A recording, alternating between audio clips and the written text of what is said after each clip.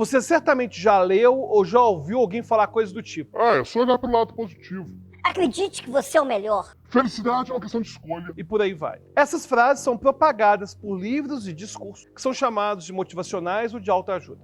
E muitas pessoas tomam essas ideias como se fosse verdade, acreditando que o nosso pensamento tem um poder tão forte que basta olhar para a nossa vida por uma nova perspectiva para que nosso ânimo volte rapidamente. Mas será que falar ou pensar essas coisas realmente melhora nosso humor? O que será que as evidências da psicologia têm demonstrado a respeito disso? Então fica aí, porque a gente vai responder tudo isso no episódio de hoje. E caso você não me conheça, eu sou Alberto Eliso, e nesse canal falamos de filosofia, neurociência e de psicologia baseada em evidências. E se você gosta de assistir a vídeos como esse, já clica agora no gostei. Não custa nada, isso. Clica aí no gostei. É uma forma de você mostrar para o algoritmo que esse vídeo é relevante. E é claro, se você quiser ajudar o nosso canal, pode participar da nossa campanha do Apoia-se. O link está na descrição. Só clicar lá e você vai ver as várias formas de apoio. Na década de 1950, no seu livro Motivation and Personality, o pesquisador Abraham Maslow chamou a atenção para o fato de que, durante muito tempo, a psicologia se concentrou em entender o sofrimento e o lado negativo da vida humana. Na visão de Maslow, isso era como se restringir a compreender apenas metade da experiência emocional da nossa espécie. E de fato, ainda nos dias de hoje, se abrirmos um livro ou assistimos a uma aula sobre a mente humana, teremos conteúdos bem extensos direcionados à compreensão de transtornos mentais, violência, vícios, preconceitos e assuntos afins.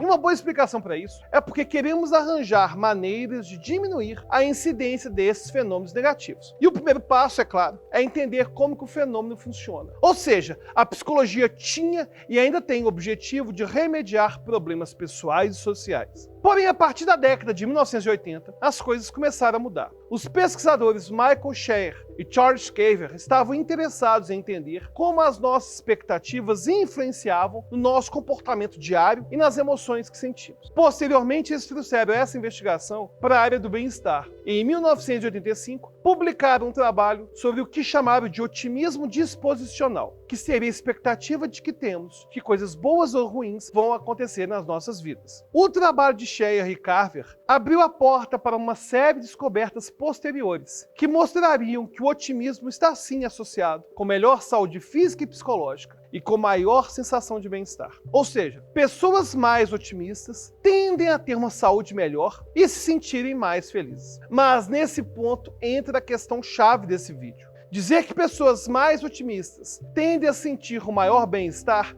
não implica que pensar de forma positiva cause o bem-estar. Isso foi bem sintetizado pelo psicólogo e pesquisador Anthony Ong, da Cornell University. Em 2010, ele publicou uma revisão de vários artigos e concluiu que, embora muitos estudos apontem que pessoas mais otimistas tendem a ter melhor saúde e a viver mais, as pesquisas sempre mostram correlações e não causalidade.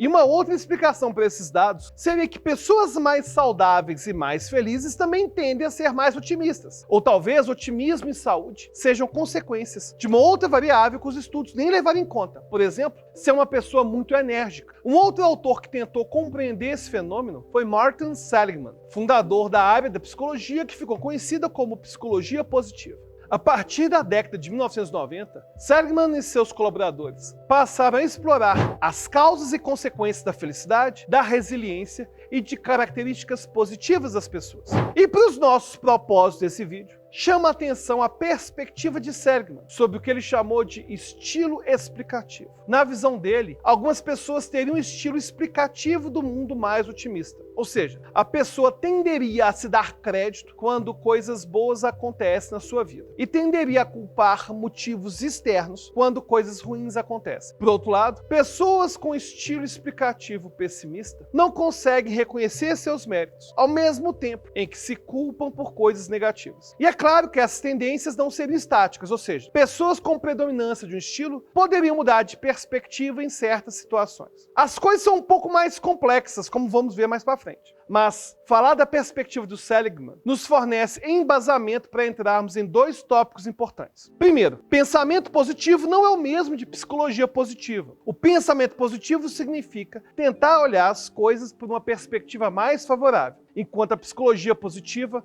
é uma área de estudo sobre o bem-estar do ser humano. E isso nos leva diretamente ao segundo tópico, que é A psicologia positiva leva em consideração que a vida humana é múltipla e que, em certos momentos, ter uma atitude realista ou mesmo sentir emoções que consideramos negativas podem ser algo benéfico para nós. Inclusive, num livro de 1990, o próprio Seligman alertou que o otimismo não deve ser exagerado, já que, às vezes, ele pode nos impedir de ver a realidade com a clareza necessária. Bom, tendo entendido tudo que tratamos até agora, vai ficar muito mais fácil compreender o que há de errado com aqueles discursos que pregam que o pensamento positivo resolve tudo. A verdade é que, embora eles afirmem que se baseiam em evidências da psicologia, o que eles fazem é simplificar e distorcer os achados. Como falamos, existe a associação entre pensamento positivo e bem-estar. Mas isso não quer dizer que todo mundo vai se beneficiar de pensar de forma positiva toda hora. Inclusive, algumas pesquisas já investigaram o impacto de incentivar pessoas a pensarem positivamente. Por exemplo, um estudo de 2009 da psicóloga Joanne Wood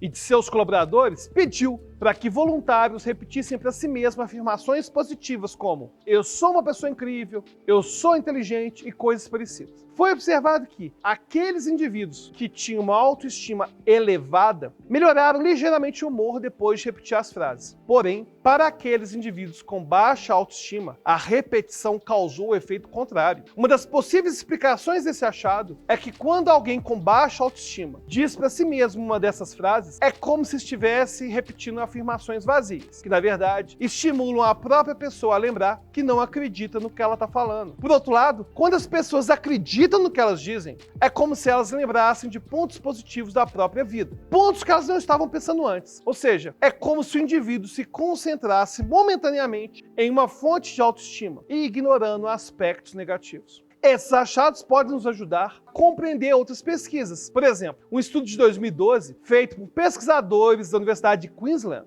descobriu que, quando uma pessoa que está sentindo uma emoção negativa descobre que os outros esperam que ela se sinta melhor, a tendência é que ela sinta ainda mais emoções negativas. Isso provavelmente acontece porque o indivíduo não consegue atender às expectativas de pessoas próximas, mesmo para algo aparentemente simples, como esquecer temporariamente o evento ruim. E a sensação pode piorar ainda mais se a pessoa que se sente mal ouve supostos relatos de indivíduos que saíram de uma situação difícil simplesmente porque quiseram. Nesses casos, é comum que a pessoa se culpe por não ser capaz de atingir algo que outros conseguiram com tanta facilidade. Certamente, essa discussão fica ainda mais fácil se levarmos em conta a ideia popular de que não devemos demonstrar emoções negativas e não devemos declarar que estamos tendo um dia ruim. Infelizmente, essas simplificações ignoram não apenas a complexidade humana, mas também a importância que emoções negativas têm para a nossa experiência. Uma das evidências mais interessantes vem do trabalho da pesquisadora Julie Noren e de seus colaboradores, que passaram a estudar o chamado pessimismo defensivo. Curiosamente, a pesquisa tem apontado que indivíduos que são pessimistas defensivos se beneficiam em processar as possibilidades negativas do que pode acontecer. Isso os ajuda a diminuir a ansiedade e a evitar desfechos ruins. Quando essas pessoas são forçadas a pensar positivamente ou melhorar o humor, elas podem ter seu desempenho prejudicado em tarefas do dia a dia. Os achados da área indicam que os pessimistas defensivos parecem estar mais preparados do que os otimistas para encarar eventos negativos que acontecem diariamente. E não tem como abordarmos esse assunto sem lembrar que as emoções negativas também possuem um papel muito importante nas nossas vidas, como já comentamos no vídeo sobre Divertidamente e a importância da tristeza.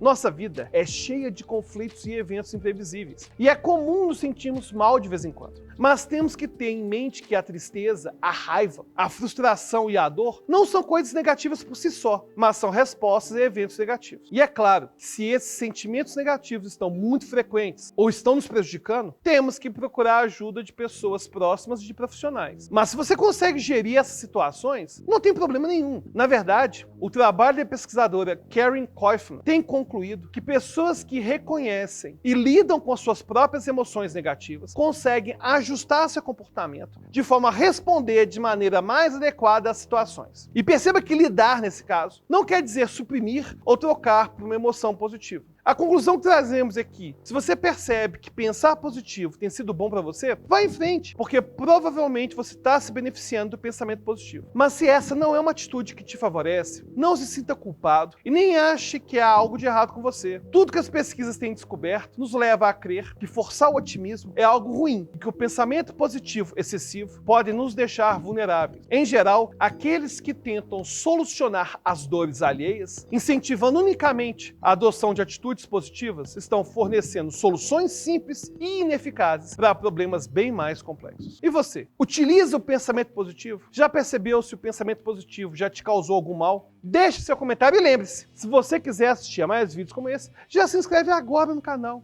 e já ativa o sininho, porque toda semana tem vídeo novo por aqui. E até a próxima.